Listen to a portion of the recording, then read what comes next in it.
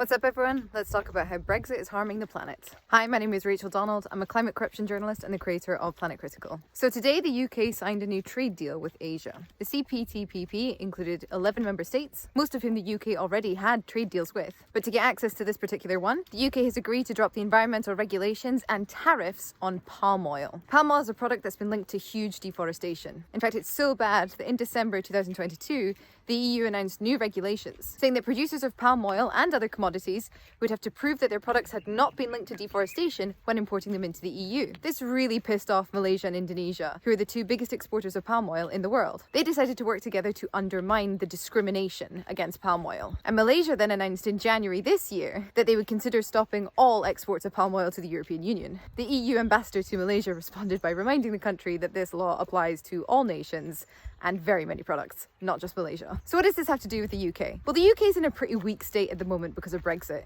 It's costing 5.5% of annual GDP, and the country's only managed to sign a few trade deals since Brexit occurred 3 years ago. They've been negotiating the CPTPP for the past 2 years. But Malaysia, who they didn't have a trade deal with already, said, if you want in, you got to drop your import tariffs. Now, import tariffs on things like palm oil are a kind of economic safeguarding mechanism. It means it's one way of controlling products that are environmentally dangerous. And palm oil has come under a huge amount of pressure over the past few years for being incredibly dangerous to the planet. Rainforests have been logged to plant monocultures of oil palm trees. That's causing huge biodiversity loss. It also means Indigenous people are displaced from their lands. So it's a huge problem. But the UK, to get into this trade deal, agreed. It's also believed that they've agreed to water down their deforestation plan to get access to the trade deal. Now, today, Kemi Badenoch goes on television to say that actually palm oil is a great product. And she says that trade-offs have to be made when making a deal. Yeah, but why are you trading off the planet, Kemi? She also then goes on to say that palm oil itself isn't an illegal product,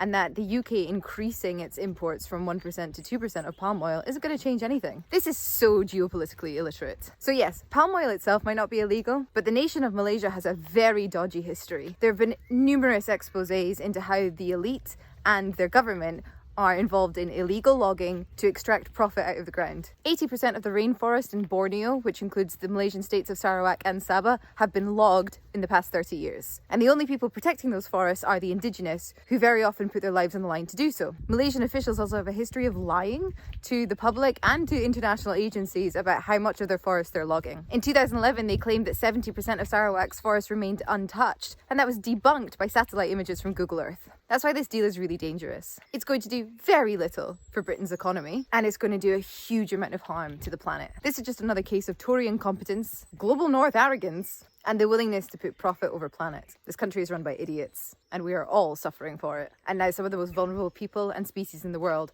are going to suffer even more because of it too.